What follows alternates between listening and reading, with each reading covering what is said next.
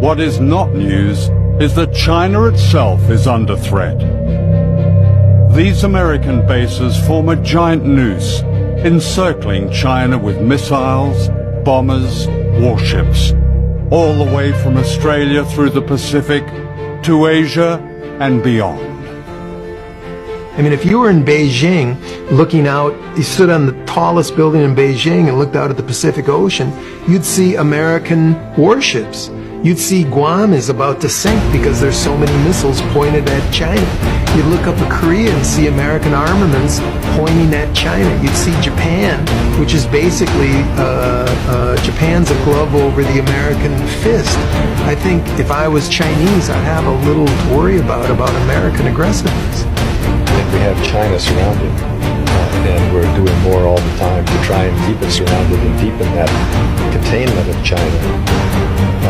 But China presents a fascinating case of a country that is independent, doesn't have foreign bases on its territory, growing very rapidly, not as rapidly now as it did for 30 years, but still the second-ranking economy in the world.